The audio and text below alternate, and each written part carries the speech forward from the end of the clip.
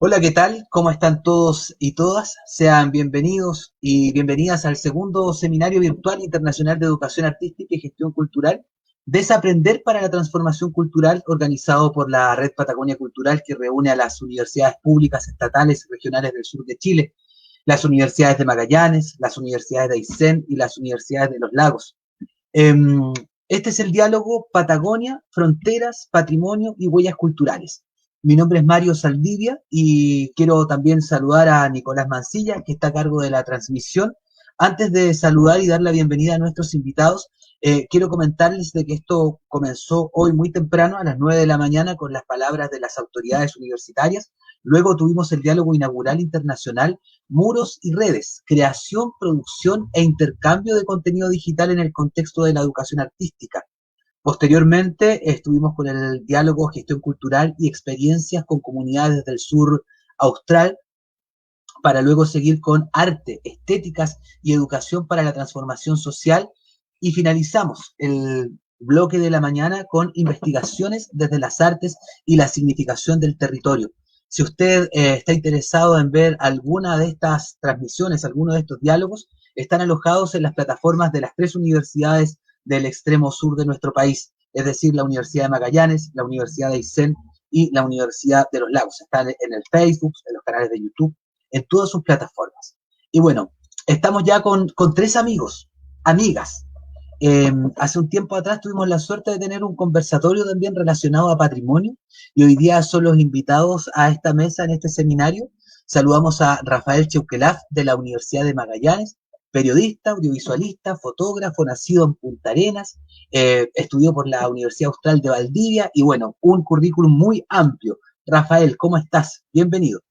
Bien, Mario, muchas gracias por la invitación y encantado de compartir con Patricia y Daniela. También nos acompaña la doctora Patricia Carrasco de la Universidad de Aysén. Ella es doctora en Ciencias Sociales de la Universidad Iberoamericana de México. Bueno, y también hemos acordado con los invitados a no leer la biografía porque es muy extensa. Patricia, te damos la bienvenida. Gracias, Mario. Para mí también es un gusto poder compartir con Daniela, Rafael y con Mario en esta ocasión y ver cómo avanzamos en el tema del patrimonio. Gracias. Seguimos viajando por el extremo sur de nuestro país y nos encontramos con Daniela Vera de la Universidad de Los Lagos. Daniela, bienvenida. Muchas gracias, Mario. Yo estoy de nuevo súper contenta de tener este espacio para poder discutir y conversar con Patricia y con Rafael en torno a esta amplia región que nos reúne. Así que muy agradecida por la oportunidad y por la invitación. Así es, bueno, gracias a ustedes por haber aceptado esta invitación de la Red Patagonia Cultural, una red que se crea en el mes de junio para poder potenciar las actividades culturales y actividades de otros tipos de estas tres universidades. Solo para saber y para romper el hielo, cuéntenme, ¿en qué está cada uno de ustedes hoy día en la actualidad? ¿En qué investigación? ¿En qué proyectos están involucrados? Rafael, vamos a comenzar contigo. Bueno, la verdad es que mi tiempo se ha dedicado mayormente a mi actual trabajo para la Universidad de Magallanes en la dirección de extensión, donde oficio como encargado de arte y culturas y también de encargado de publicaciones de nuestra iniciativa Ventana Cultural UMAG, que digamos se ha transformado al calor de esta situación sanitaria en nuestra plataforma de contenidos de difusión de actividad cultural y de material patrimonial, ¿ah? Que como universidad tenemos, pero no solo, digamos, compartiendo cosas que sacamos de un archivo, ¿ah? Sino también creando redes locales, ¿ah? Eh, ayudando a descubrir talentos que muchas veces no son conocidos, digamos, por nuestros propios coterráneos, ¿ah? En ese sentido, ha sido un trabajo muy arduo y muy fructífero que hemos desarrollado como equipo, tanto en el tema, en el campo de la música, de las artes visuales, con exposiciones virtuales, recitales. ¿Ah? Eso es lo que, en lo que he estado ocupado en este tiempo. A eso dedica el tiempo libre, Rafael Cheuquelaf, de Magallanes. Sí, bueno, de domingo a domingo en realidad me tiene ocupado Ventana Cultural. ¿Y en qué está Patricia Carrasco de la Universidad Aysén? Llena de pega. Bueno, la cosa virtual ha sido bien demandante, la verdad es que desde muchos puntos de vista, pero hemos seguido tratando de avanzar como en estos proyectos que son los que a mí me motivan tanto, que tienen que ver con el rescate de memoria. Yo hice un trabajo que partió en 2018 en recuperación de memoria de relatos de pioneros de la Patagonia Occidental, que le llamo yo, del centro, digamos, porque que es respecto de la Patagonia Aysén. Y partí en Villa O'Higgins, Cochrane, Tortel. De eso el año pasado, a través de un proyecto FNR, sacamos un documental que se llama Habitantes de los Hielos y condensa, digamos, los relatos de esos pioneros habitando la región a principios de 1900. Ahí quedó un documental que recupera memoria, recupera relatos y recupera rostros. Para mí es súper importante también de pronto asociar nombres que uno sabe que son familias colonas, pero ponerles un rostro a esas familias para mí es muy importante. Y en el 2019 avancé a lo que llamé el Norlitoral, acercándome un poquito a la Daniela, y partimos de Melinca, Cisne, y tengo pendiente Lago Verde que tenía que hacer ahora en marzo, que con ocasión de la pandemia no pudimos rescatar, y que ahí teníamos un trabajo en conjunto con una historiadora y investigadora argentina que es Brígida Baeza. Queríamos trabajar el tema de las fronteras justamente en torno a ese espacio que me queda, pero no he podido hacerlo por el tema de la pandemia. Pensábamos ahora en octubre, tampoco va a ser posible, así que ahí tenemos un pendiente. Y dentro de los proyectos de este año hay dos financiados que están en este minuto en construcción. Uno justamente lo mismo que el documental de Habitantes de los Hielos, pero es un documental con los relatos del Norlitoral, que son los relatos de Melinca y Puerto Cisnes. Y entre ellos está, como conversábamos antes de que partiéramos, ahí, por ejemplo, relatos de patrimonio humano vivo, que es uno de los escueleros que queda, digamos, en la historia, que es don Ramón Carimoney.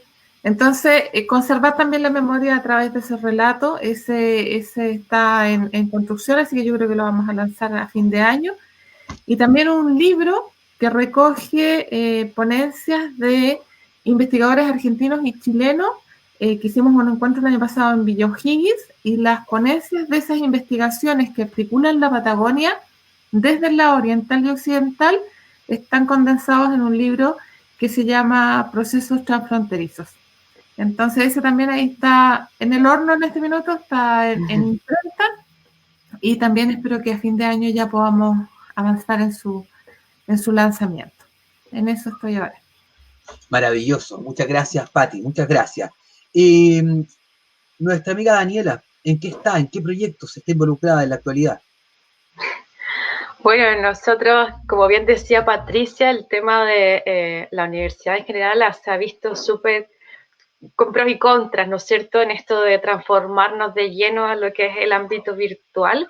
Y créanlo o no, estoy cerrando semestre esta semana y la próxima. Entonces, tengo las asignaturas que tengo en arquitectura, las estoy cerrando con exámenes, los últimos ya esta semana, y en general el cierre del semestre siempre viene como con cierres de ciclo y con aperturas de otros. Entonces, por ejemplo, el año pasado había adjudicado un fondo interno de la universidad de un proyecto en una línea de investigación que es bien específica, que es investigación y creación artística. Entonces, en ese sentido, este primer semestre estuvimos trabajando en la primera parte de ese proyecto, que está asociada a otra investigación que comenzó ya el año pasado, que gira en torno a el paisaje cultural, ¿no es cierto?, asociado puntualmente a 4 cementerios huilliches de la comuna de San Juan de la Costa. Con eso se sacó un primer libro, una versión beta, y en este primer semestre, dentro de ese proyecto de investigación, logramos acabar y terminar la segunda versión, pero la versión definitiva, y ese libro ya se fue ya se fue a la editorial, digamos, pero con todo esto de la pandemia, ¿no es cierto?, no ha podido todavía pasar a impresión, así que esperamos que se pueda imprimir, ¿no es cierto?, pronto, que ya está acabado. Y bueno, y ese era uno de los objetivos de la primera etapa de este proyecto, y ahora lo que estamos haciendo en eso es cerrando el semestre con una bitácora de investigación que tiene que ver con registrar todos los procesos de tecnologías aplicadas, porque lo que hicimos nosotros fue, el proyecto de investigación está en el ámbito de investigación y creación artística porque busca incorporar muchos medios de representación visuales y audiovisuales para dar cuenta de una cierta realidad que acontece en conjunto en estos cementerios. Entonces, es una primera etapa muy, muy bonita y muy intensa que estamos cerrando ahora, y que también, igual que Patricia, teníamos proyectado hacer varias actividades en terreno en el segundo semestre que lamentablemente no se van a poder realizar por efectos de la pandemia, así que tuvimos que ahí reordenar varias cosas en el proyecto y postergarlas para el próximo año, esperando que ojalá que esto termine.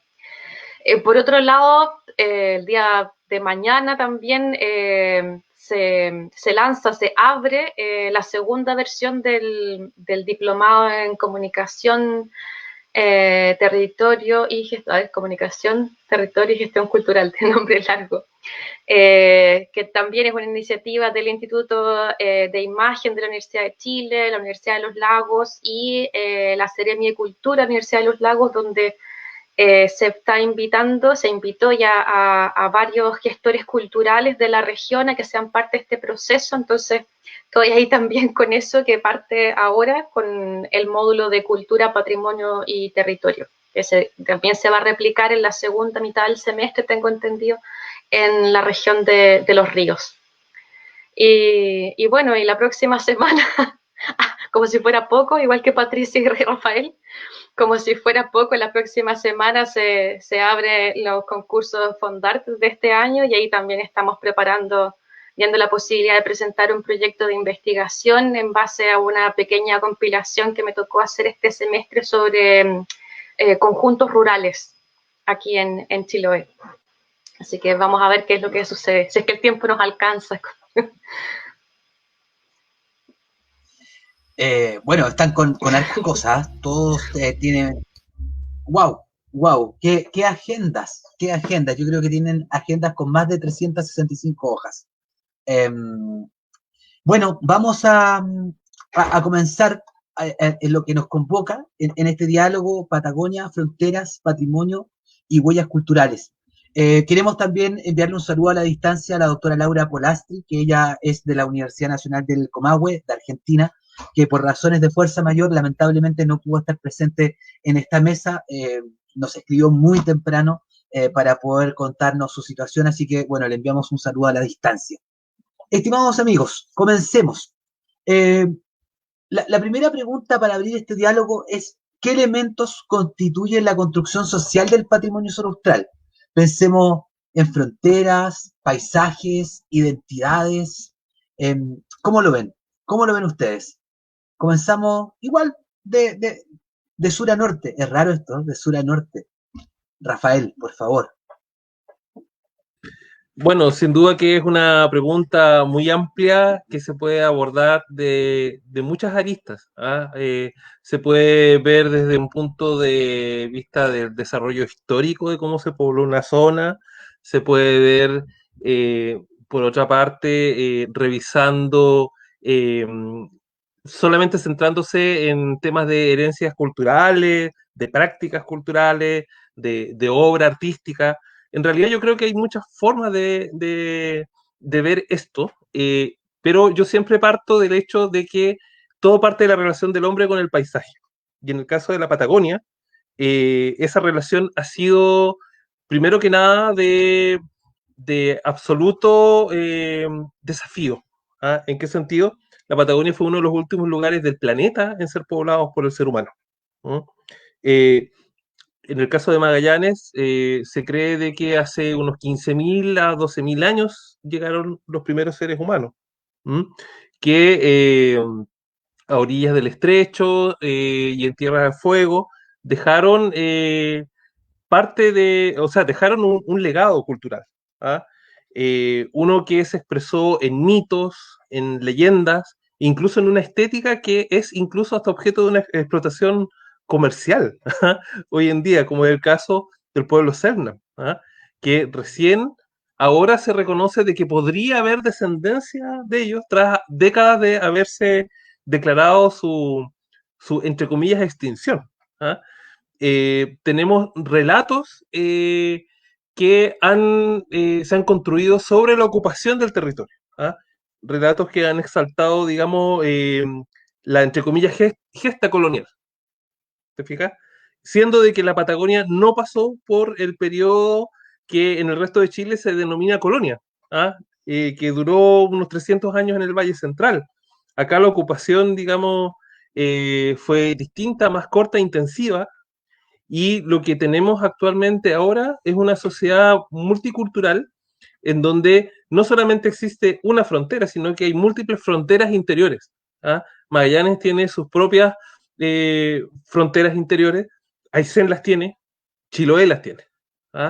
Y una relación con la Patagonia Argentina que no ha cesado, que viene desde la época, digamos, en que ambos estados estaban todavía disputando territorio, pero era un territorio en que se movían libremente de un lado a otro, primero pueblos originarios y después descendientes mestizos, tanto de pueblos originarios como de colonos españoles. En el caso de Chiloé, por ejemplo, la historia de la Patagonia no puede obviar la presencia y la herencia cultural chilota, que ha dejado a lo largo y ancho del territorio. Así que en ese sentido, yo lo primero que diría es, uno, la geografía y cuán relevante fue a la hora de tanto obstaculizar la ocupación humana y por ende la creación de una cultura o culturas, pero también de dar forma a esas mismas culturas.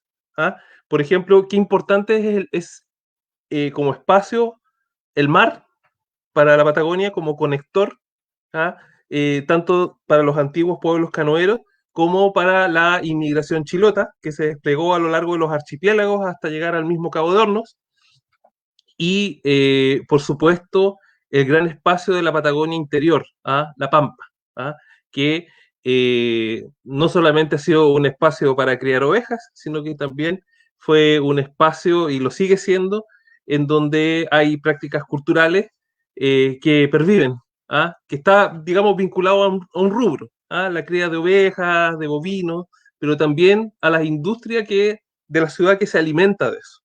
Ahora están surgiendo, creo yo, nuevas culturas patagónicas.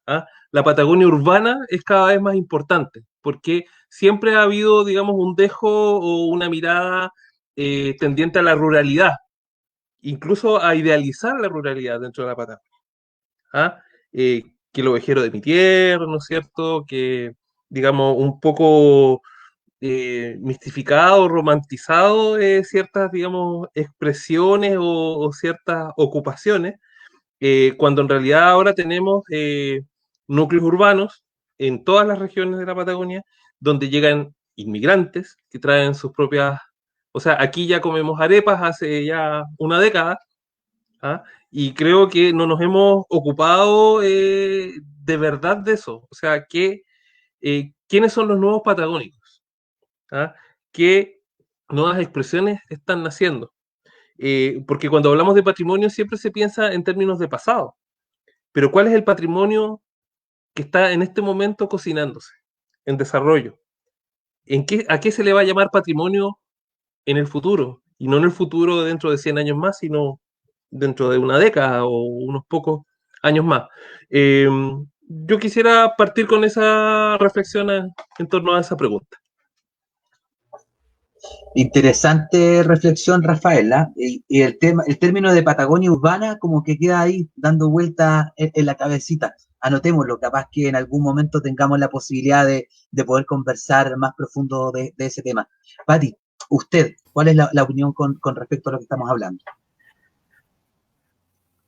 Súper interesante lo que plantea Rafael, y creo que efectivamente todos los que trabajamos en estas líneas, un poco en el rescate del patrimonio, la memoria y todo, estamos justamente al debe con el último punto que plantea Rafael, es decir, ¿cuál es la Patagonia que se está construyendo hoy?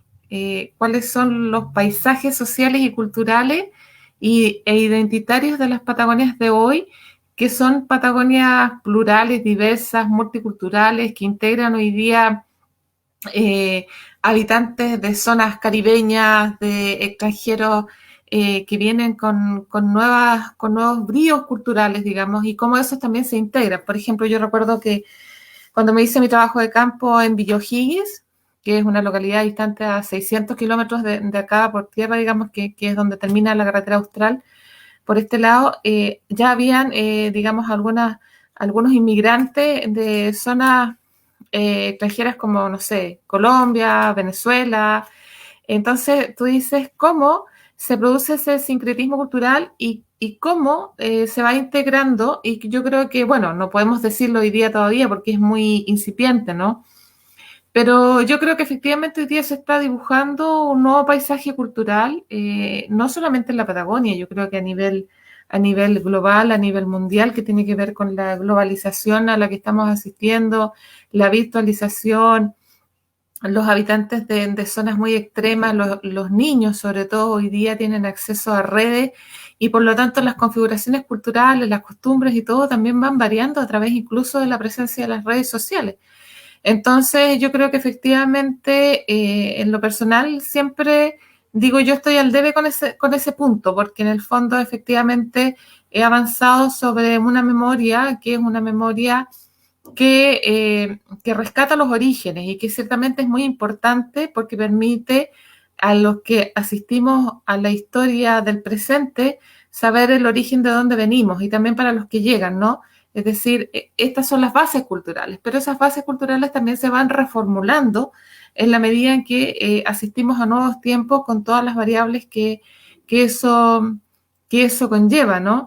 Entonces, a mí me parece que es muy importante rescatar esos orígenes porque la memoria justamente permite situarte, ¿no?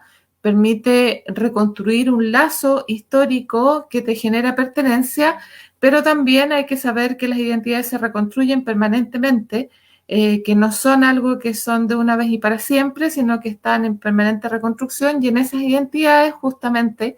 Y yo creo que ese es un poco el brillo de esta Patagonia, o sea, la Patagonia que describe Rafael, la Patagonia Aysén, parte de la Patagonia donde también hoy día vive Daniela, forma parte de una colonia que fue colonizada multiculturalmente, o sea, nosotros tenemos una gran influencia de muchos personajes que construyen esta Patagonia. De hecho, por ejemplo, yo creo que es muy visible, ¿no?, la influencia extranjera incluso en la construcción de Punta Arenas, ¿no? Es muy notable eso. En Aysén la presencia de Chilota es mucho más presente desde el punto de vista de la construcción.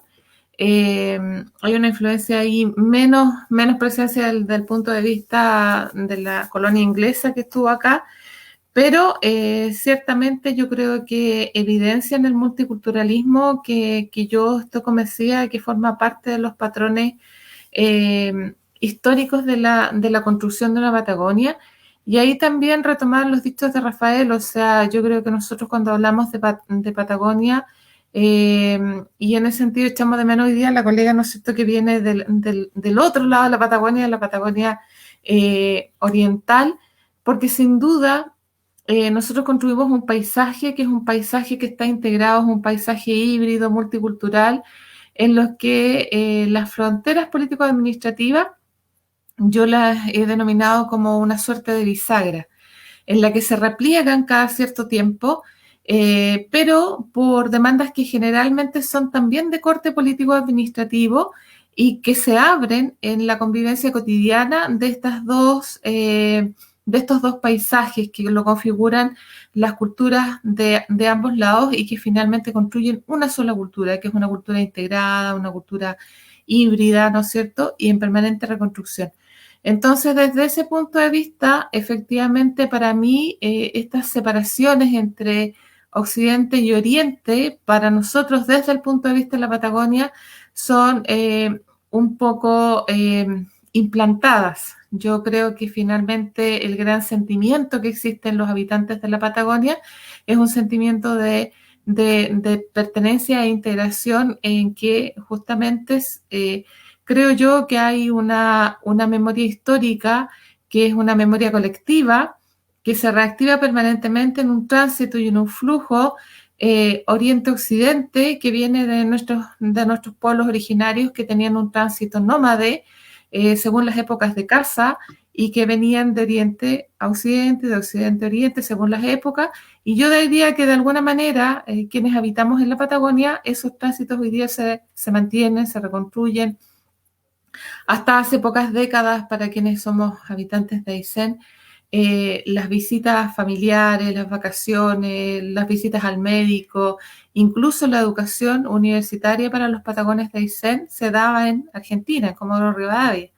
Entonces hay un tránsito ahí que es muy horizontal, que yo creo que se remonta, digamos, a épocas ancestrales y que se mantiene como en esta especie de cultura cotidiana en la cual se habita este paisaje.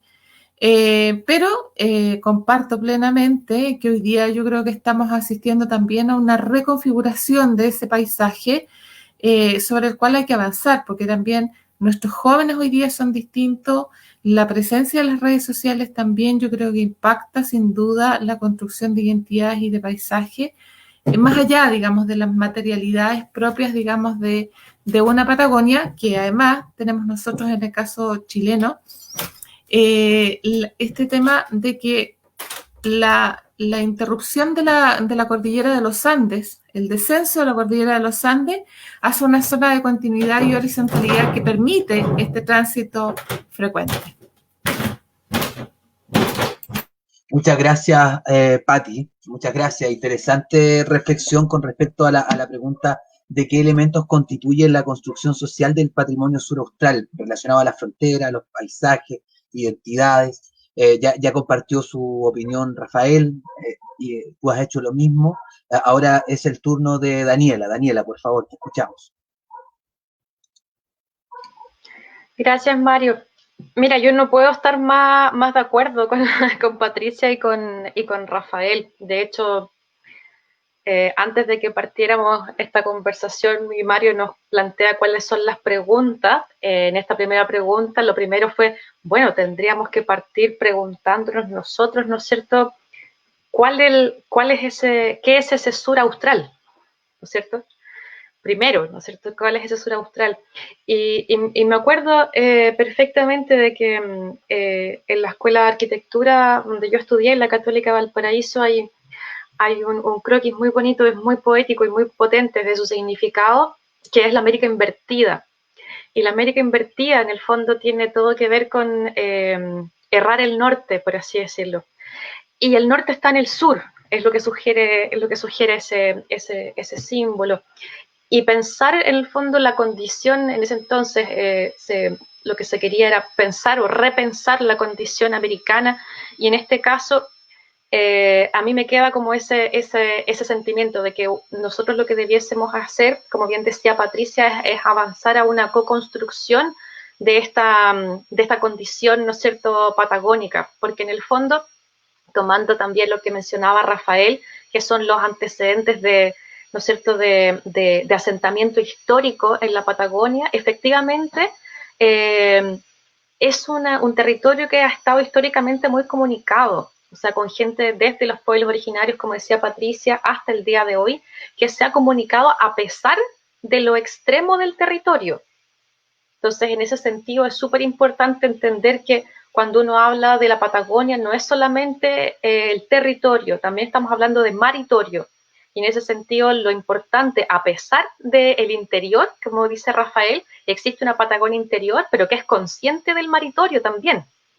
Entonces, es interesante cómo se empieza a generar ese imaginario, ¿no es cierto?, en torno a un origen común que tiene que ver con el cómo los pueblos y después cómo, ¿no es cierto?, las distintas colonizaciones y las distintas también comunicaciones, porque también el comercio, ¿no es cierto?, o los trabajos temporales que se fueron dando desde Chiloé entre, ¿no es cierto?, la región de Aysén y Magallanes, es algo que hasta el día de hoy permanece. Entonces, está en constante movimiento.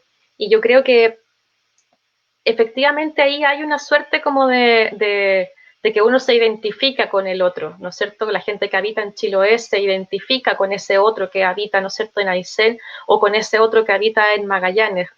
Eh, y a partir de eso yo creo que es súper interesante, como coincidiendo con lo que dice Patricia, es que es reconocer eso primero. ¿Te fijas? Como que hay de pronto una insistencia en pensar que la Patagonia es efectivamente un territorio que ha estado históricamente postergado, porque está demasiado extremo, porque es de difícil acceso, por un montón de condiciones que están netamente basadas por el aspecto geográfico. Pero en la práctica siempre ha sido un territorio muy activo, a pesar de todas esas condiciones. Entonces, de pronto quizás nuestro territorio, entendiéndolo como la Gran Patagonia, ¿no es cierto?, quizás ha estado un poquito más atrasado en estos procesos como de globalización muy, ¿no es cierto?, potentes que se han visto en otras regiones, particularmente las que están más cercanas al centro. Pero no por eso es una región que está, o sea, es un espacio que está dejando, ¿no es cierto?, de desarrollarse, y quizás ahora es cuando hay que ponerle más atención, porque puede ser que esté por venir, ¿no es cierto?, quizás un proceso de desarrollo muy forzado, de pronto, muy acelerado. Entonces, por eso creo yo que hay que tener como muy consciente cuál es el origen, en el fondo, de nuestro territorio, pero sin perder de vista qué es lo que puede venir más adelante, ¿no es cierto? Y en ese sentido, me parece súper interesante lo que plantea Rafael también, es algo que a mí me gusta mucho hablar, que tiene que ver con este fenómeno de la ruralización, ¿no es cierto?, de cómo aquellos territorios, aquellas zonas que nosotros quizás históricamente eran consideradas rurales, de pronto se están volviendo urbanas, y no solamente desde el punto de infraestructura, sino que también desde el punto de vista de los comportamientos y de los conjuntos de valores. Entonces, se empieza a generar ahí, nosotros considero yo que estamos como en una época en que se está generando ese proceso, y ese proceso tiene muchas riquezas, ¿no es cierto?, pero también tiene otras cosas que hay que ponerles atención respecto al qué es lo que se va como sacrificando en pos de ese desarrollo. Entonces creo que es un momento interesante el que estamos viviendo, pero hay que ponerle mucha atención, me parece. Interesante reflexión, Daniela, y en relación a este proceso que estamos viviendo, bueno, sin duda hoy el mundo está de una manera un poco extraña, por decirlo de manera simple, ¿no? Y aquí la reflexión que le invitamos a hacer ahora es de cómo se pueden desarrollar estrategias de mediación que aporten a la revitalización del patrimonio en este contexto actual, o hace un tiempo, o al futuro. ¿Ya? Esa es como la invitación ahora, esta segunda reflexión que le invitamos a hacer a ustedes como panelistas, de cómo se pueden desarrollar estrategias de mediación que aporten a la revitalización del patrimonio en nuestro actual contexto. Rafael. Bueno, sin duda que estamos en una situación especial que ha forzado a mucha gente a cambiar su comportamiento y sobre todo nuestra forma de relacionarnos, comunicarnos y trabajar. ¿Ah? Pero no hay que perder de vista de que muchas de estas tecnologías que estamos usando ahora de manera forzosa ya existían. ¿Mm? Y existía también una cierta presión desde el mundo de los gigantes tecnológicos, de las grandes empresas, digamos, para virtualizar entornos e instancias que tradicionalmente habían sido presenciales. ¿Ah? De hecho, no hay que, digamos, dejar pasar la cada vez más evidente intención de comercializar, digamos, esta situación. ¿Ah? De que esto se transforme no en una situación, digamos, o práctica de emergencia o de contingencia, sino que se terminen transformando en cambios sustanciales. Por ejemplo, cómo viene, digamos, la labor de la educación después de esto. Vamos a reformular la escuela como tal, la universidad como tal.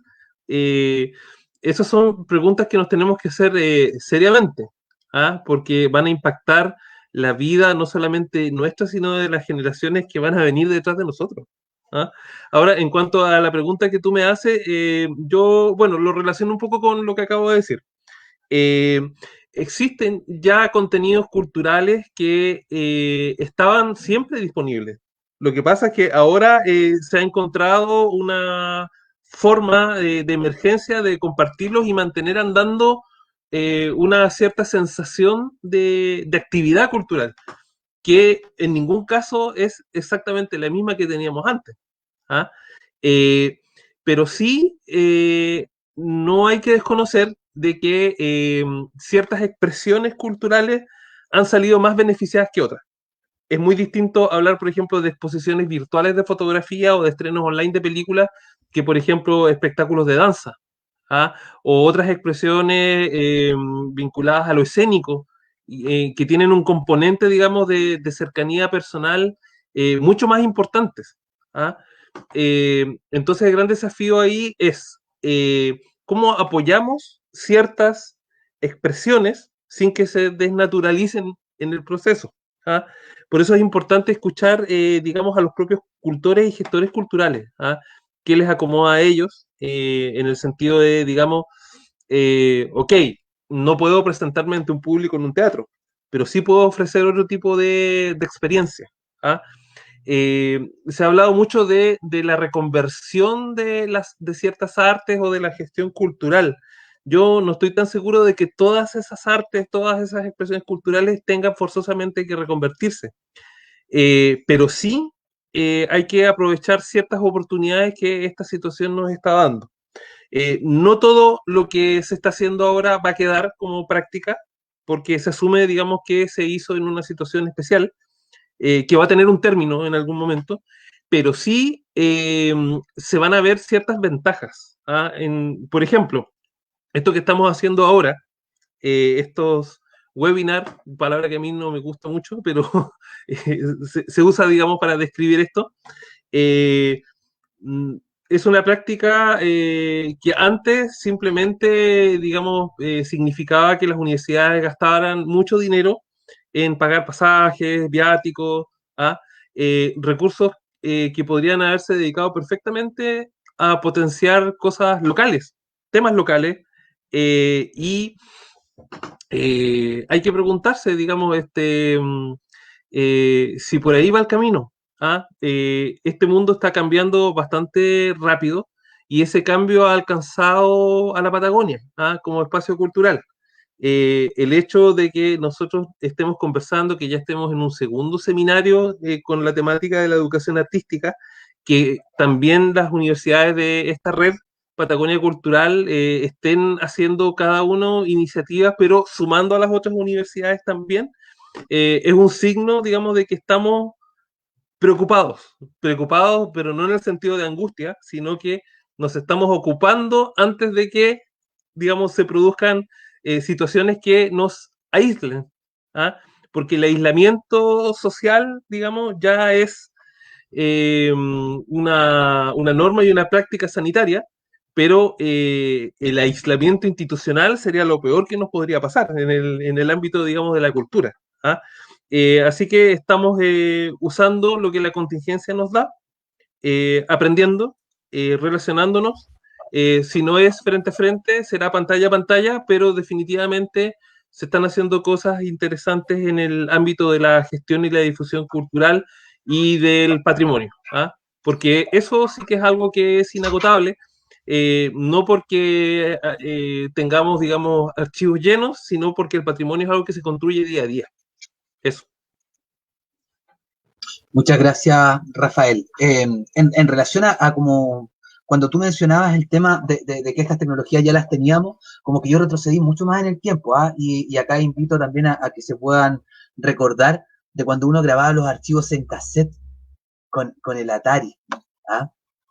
Fue un momento nostálgico, vamos a seguir con la conversación. Por favor, Patricia, ¿cómo se pueden desarrollar estrategias de mediación que aporten a la revitalización del patrimonio en nuestro actual contexto?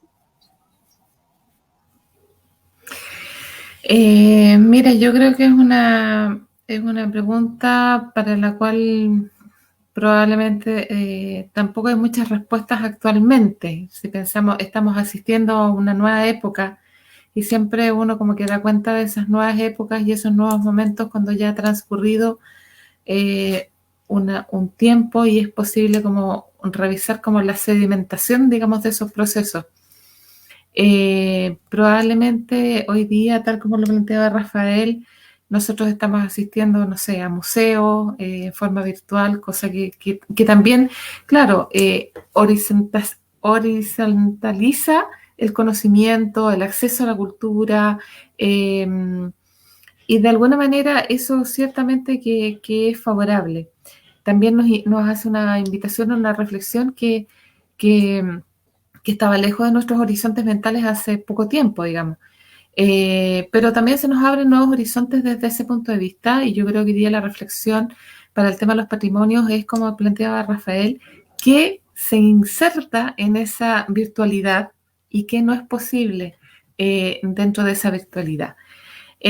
Yo creo que desde el punto de vista incluso material de los patrimonios, por ejemplo, pensando en patrimonios materiales, hoy día, desde un punto de vista ya no pensando en la pandemia, sino que desde un punto de vista histórico, del momento histórico en el que vivimos, como más amplio, digamos, que la pandemia, yo creo que hay una tendencia a revisitar nuestra historia y desde ese punto de vista reconectarnos con ciertos orígenes a los que te remiten los patrimonios, ¿no?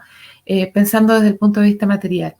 Y ahí, por ejemplo, yo comparto con Rafael de que hay algunos, por ejemplo, algunos elementos de la vida cultural y artística que si tú puedes tocarla, por decir de alguna manera, desde el mundo, o puedes acceder a ella desde la virtualidad, pero hay otras que no puedes y que requieren una presencialidad que te conectan con un momento de la historia y que te transmiten elementos de un pasado que yo creo que son importantes y desde ese punto de vista yo creo que es importante también preguntarnos cuáles son esos espacios eh, en los que se requiere la presencialidad y sobre cuáles vamos a avanzar hacia la extensión, digamos, hacia la horizontalidad de estos patrimonios y que se puede avanzar desde el punto de vista de la virtualidad. Pero yo creo que son dos espacios distintos, o sea, una cosa es acceder a ellos a través de la virtualidad y otro es a través de la riqueza que también te da lo presencial, ¿no? Yo creo que los distintos puntos de vista hoy día te entregan riquezas distintas. Y desde ese punto de vista, bueno, tenemos que avanzar sobre conocer esas diferencias, valorarlas cada una en sus justas medidas, ¿no? Y pensando como en esta pregunta que tú hacías originariamente de la mediación del patrimonio, yo creo que si bien nosotros somos una cultura que se construye, la Patagonia se construye, digamos, en esta lógica horizontal que integra una Patagonia chilena y una argentina, con una construcción cultural que es híbrida, etcétera. Yo creo que hay que avanzar también hacia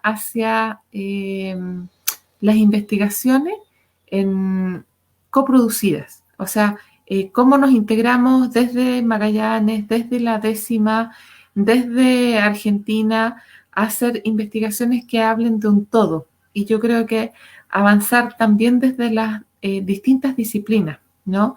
Por ejemplo, Daniela, ella es arquitecto, entonces también tiene una mirada respecto del patrimonio que viene desde su formación profesional probablemente. Yo tengo una mirada del patrimonio que viene dada por la recuperación de memoria. Rafael tiene una mirada que también es disciplinar, ¿no es cierto? Entonces, yo creo que también hay una necesidad respecto de la pregunta de qué nos plantea hoy día, yo creo que es la integración de las distintas disciplinas para mirar el patrimonio y también el cómo nos integramos como un territorio que no nos divida desde sur, norte, sino que nos integre como un concepto al que yo creo que todos nosotros respondemos que tiene que ver con una construcción de un paisaje que es global y que tiene que ver con una Patagonia que se vive y se siente, digamos, en forma integrada. Entonces yo creo que avanzar sobre eso sería un bonito desafío. Muchas gracias, Pati. En relación a lo que tú mencionabas de que hay algunas disciplinas que efectivamente se pueden transformar y otras que no, luego la mesa que continúa después de nosotros tiene que ver precisamente con el tema de música y esa mesa se llama Música, Creación y Sonidos desde el Sur Austral. Ahí van a estar hablando un poco de cómo se ha tenido que ir retransformando la vida de los músicos, de los artistas, en esta realidad que estamos viviendo ahora. Daniela, nos gustaría escuchar tu comentario. Gracias, Mario. Yo, mira, súper brevemente, tomando un poco lo que dice Patricia y lo que dice Rafael, a mí, yo soy una fanática de los medios digitales, me encanta todo esto. Pero siento que efectivamente a presión, ¿no es cierto? Es increíble como la creatividad que se ha desatado, ¿no es cierto? Desde las distintas áreas, no solamente de la cultura, quizás de la cultura un poco más siempre, porque son como los que se quedaron literalmente sin espacio. Entonces, a mí me tiene impresionada como la tremenda variedad y la tremenda, ¿no es cierto?, como espectro creativo que hay para el distinto de las diferentes herramientas que, como bien dice Rafael, ya existían. Porque todo esto ya existía antes, solo que estaba como, ¿no es cierto?, como en general la red, la internet, ¿no es cierto?, dentro de muchos ámbitos, estaba solamente destinada a las redes sociales para, no sé, pero en el fondo el potencial que tiene la internet en general y todos los medios digitales de comunicación es tremendo y estaba de pronto un poco inexplorado hasta ahora. Entonces yo he visto unas iniciativas impresionantes que uno dice, oye, pues esto perfectamente se podría haber hecho antes y de hecho no sucede. De allá mismo de Magallanes, por ejemplo, yo sigo a un colectivo que se llama Liken Lab, y es tremendo lo que hacen. Entonces, y ellos son del área de las artes mediales, ¿no es cierto? Como que tienen distintas áreas tecnológicas combinadas a la creación artística y así con una serie de otras cosas. Pero en particular, a mí lo que más me llama la atención de este periodo, porque como bien dice Patricia, es un periodo, no tenemos que ponernos en el caso de que lo que estamos viviendo ahora va a ser para siempre. Creo que hay que pensar que es un periodo y que en algún momento esto va a acabar y tampoco se trata de volver exactamente a lo que teníamos antes. Esto nos tiene que servir para, ¿no es cierto?, pensar un poco. Y en ese sentido, en cuanto a la mediación, como bien tú acabas de mencionar, yo creo que los medios digitales de este tiempo que hemos vivido, ¿no es cierto?, en pandemia, desde mi punto de vista, han generado dos cosas que son tremendamente valiosas.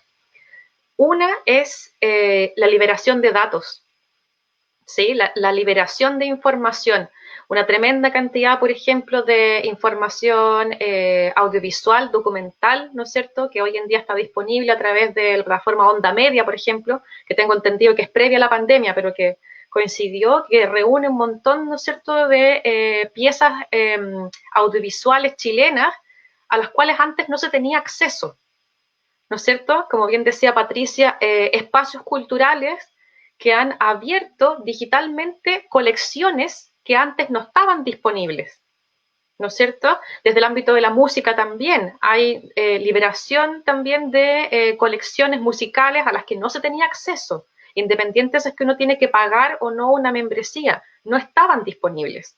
Entonces yo creo que eso es un tremendo avance, que te fijas que la condición de pandemia como que ha obligado a que eso exista. Y creo que eso es una ganancia, que no se debiese como retroceder. La información tiene que estar disponible precisamente para democratizar el acceso a la cultura en general, el acceso al conocimiento en general. Eso por una parte. Y por otra parte, creo que una de las cosas más relevantes tiene que ver con esta instancia, ¿no es cierto?, que es lo que permiten las redes, que tiene que ver con el crear y potenciar las redes territoriales, las redes de colaboración. Que efectivamente antes se podía, sí, pero era quizás mucho más costoso, o todos no teníamos montado, ¿no es cierto?, un sistema que nos permitiera estar conectados con fluidez, pero creo que eso es algo que, independiente de que la pandemia, ¿no es cierto?, termine mañana o termine el próximo año, no se debiese perder y debiese seguir potencializándose, ya sea para compartir experiencias o para desarrollar nuevas experiencias, como decía Patricia, porque las fronteras se eliminaron en ese sentido, respecto de la posibilidad de generar redes entre más personas y entre territorios más amplios. Y creo que esa es una gran ganancia también. Muchas gracias, Daniela. Y otra de las cosas positivas también de este tipo de actividades es que quedan automáticamente archivadas y las personas la pueden ver después con posterioridad, con tranquilidad, ¿cierto? En el horario que les acomode. En la realidad era como si no fuiste al seminario, te lo perdiste. Ahora tienes la posibilidad de poder verlo. ¿Saben qué? No me van a creer, pero nos quedan casi 10 minutos, o sea, ya robándole al tiempo real. Entonces les voy a pedir que nuestra última intervención sea breve para que quede ahí, rebotando, para que la podamos ver en profundidad en alguna futura edición, en algún futuro encuentro, porque ya es como habitual que nos encontremos nosotros. Patrimonialización versus apropiación cultural. ¿Dónde está el límite? Esa es como la pregunta reflexiva con la que vamos a cerrar esta intervención. Les doy 2 a 3 minutos máximo a cada uno. Rafael, por favor. Bueno, en el caso de Magallanes hay varios ejemplos de lo que podríamos llamar apropiación cultural. Por ejemplo, lo que cité hace un rato acerca de la intensiva explotación que ha hecho el turismo, no solamente de paisajes, sino también de cosmogonías, de diseños, del arte, de antiguos pueblos que habitaron esta zona. Por ejemplo, el caso más patente es el de los Selknam, pueblo originario de Tierra del Fuego que llegó hace 12.000 años, que en completo aislamiento del resto del mundo, porque habitaban una isla y ellos no eran navegantes, eh, desarrollaron una visión y una estética muy distintiva, muy particular, que incluso está siendo explotada de maneras muy descaradas. Por ejemplo, gente que diseña trajes de surf, por ejemplo, con las líneas corporales Selknam. Eso es un ejemplo nomás. Artesanías hechas en serie, sin ningún tipo, digamos, de contextualización ni respeto por las fuentes originales. Mucho negocio de postales, de fotografías antiguas, sobre todo las de Martín Gusinde. Entonces, más que ir por el lado, digamos, de la prohibición o de la crítica directa, yo creo que la respuesta a eso está en instancias como esta: la reflexión, la educación sobre cuál es la raíz y el valor real que tienen imágenes como esa. En el caso de las imágenes, ¿no es cierto? También, digamos, hay que hablar acerca de lo que ocurre, por ejemplo, bueno, acá nuestra colega de Chiloé lo puede ejemplificar mucho mejor, eso que los norteamericanos llamaron gentrificación, ¿no es cierto? Que es el que se llega a áreas que estaban, digamos, no abandonadas, pero sí que tenían habitantes tradicionales del lugar y que, producto de la especulación, terminan prácticamente desalojando a los habitantes de un área y la gente con mayor poder económico se la apropia y la transforma, no la deja igual. Así que eso. Muchas eso gracias, es lo que Rafael, y agradecemos también la participación en este seminario. Patricia Carrasco, por favor, de la Universidad Aysén, te escuchamos. Gracias, Mario. Mira, yo creo que efectivamente ahí hay un límite que de pronto tiene que ver también con el sistema de mercado social que hoy día invade nuestras vidas globalmente, digamos, y por lo tanto hay una mezcla ahí de cómo también el patrimonio se convierte en un patrimonio mercantil. ¿no? Cómo se usa el patrimonio para venderlo, para explotarlo comercialmente. Y hay un límite que es bien complicado desde el punto de vista ético, cultural. Yo creo que son las comunidades las que tienen que avanzar sobre ese límite, sobre cuáles son los límites de la mercantilización del patrimonio. Si los miramos desde ese punto de vista, es un tema bien complejo porque de pronto, por ejemplo, se plantea la reconversión de ciertos espacios económicos productivos que ya no son productivos, no son rentables, y cómo se reconvierten hacia avanzada, digamos, desde el punto de vista, por ejemplo, turismo cultural, ¿ya? Entonces, ahí la cosa es bien complicada porque de pronto, claro, familias que son pioneras, históricas, comparten sus formas de vida, su cultura, y venden un servicio, ¿no? Que es una experiencia para un turismo, digamos. Entonces, ahí yo creo que efectivamente es un tema bien complejo. Creo que los límites se plantean desde el punto de vista ético, pero también ahí tienen una fuerte, o sea, yo no me atrevería, digamos, a pronunciarme. Creo que también es los propios cultores, digamos, los que tienen la palabra respecto de cuál es ese límite, ¿no? Por ejemplo, hay también una folclorización de ciertas tradiciones, ¿no? Es decir, como yo recuerdo cuando las primeras imágenes del COVID en nuestra región, ¿te acuerdas que llegó a Tortel? Sí, correcto. Con un barco de europeos. Entonces la recepción era bailes, si mal no recuerdo, eran como bailes de la Patagonia, ¿no es cierto? Y había como una mezcla ahí entre personas como vestidas de chilotes, otros bailando chamamé, ¿no? Entonces, claro, ahí hay una folclorización de la cultura que tiene un fin que tiene que ver con una venta de un producto que en este caso sería un producto cultural. Y ahí la cosa es bien compleja, como digo, porque entramos en límites que tienen que ver con límites éticos, con límites de lo que es patrimonio y quién es el llamado a preservar, a resguardar los límites de ese patrimonio y el respeto por ese patrimonio. Entonces ahí la cosa es bien compleja porque efectivamente yo creo que son fundamentalmente los actores culturales los que tienen que fijar ese límite. Uno desde fuera puede observar, puede decir, mira, aquí hay una folclorización de esto, pero es una arena móvil que yo creo que da para harta discusión. Sin duda, por eso que pedíamos solo una pequeña reflexión, porque el tiempo pasa volando, es impresionante. Perdón, me demoré más de 2 minutos, entonces. No, tranquilidad. Lo que yo quería decir, o nos caemos muy bien o este tema es demasiado interesante.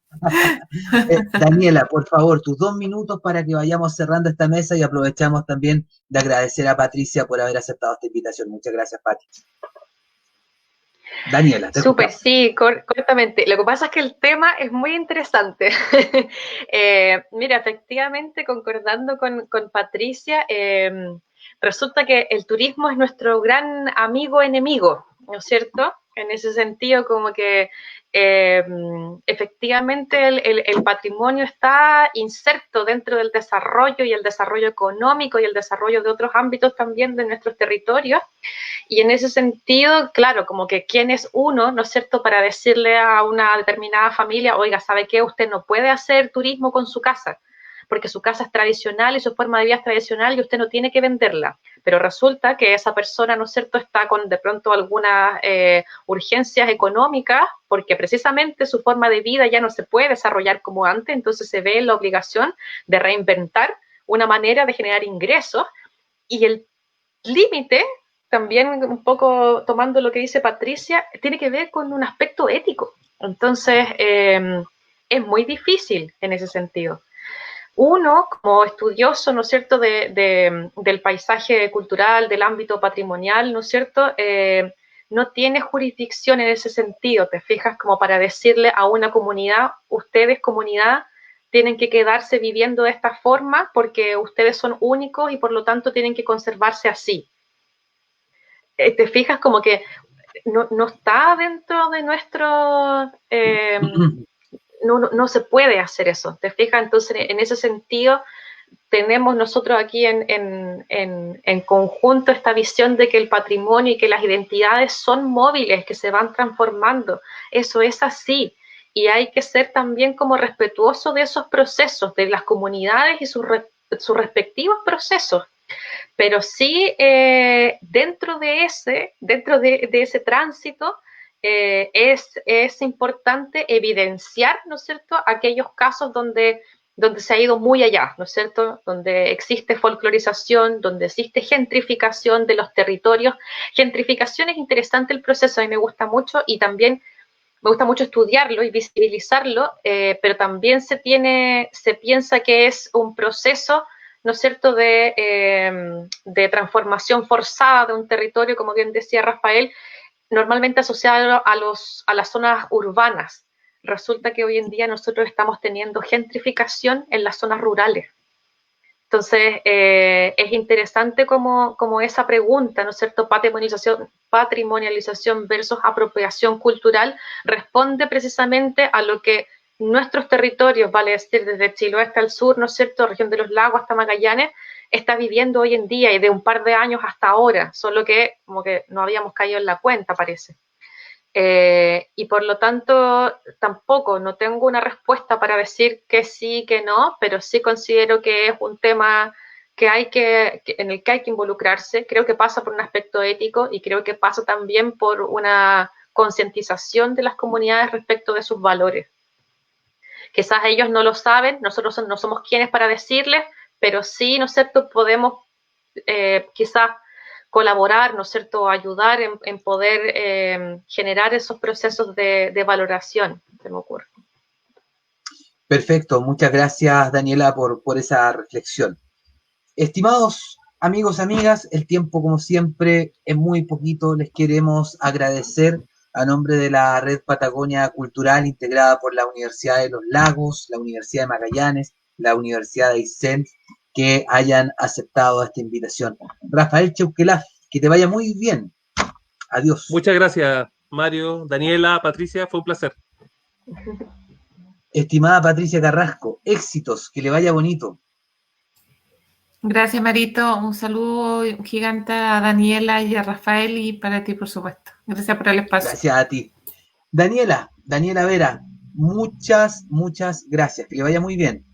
Igualmente, Mario, muchas gracias por la invitación. Cariños a Patricia y Rafael y ojalá nos veamos en otra instancia. Es muy probable, porque creo que quedaron varios temas pendientes, pero por honor al tiempo tenemos que continuar con este seminario. La mesa que sigue es música, creación y sonido desde el sur austral. Luego a las 5 de la tarde tenemos cosmovisiones desde los sentires literarios para el desaprender cultural. Estimados amigos, amigas, gracias por la sintonía, gracias por seguirnos a través de los canales de YouTube de Ulagos TV, los Facebook de Aysén y de Ventana Cultural UMAC. Esto ha sido la Mesa Patagonia, Fronteras, Patrimonio y Huellas Culturales. Será hasta una próxima oportunidad. Hasta pronto, que estén muy bien. Adiós.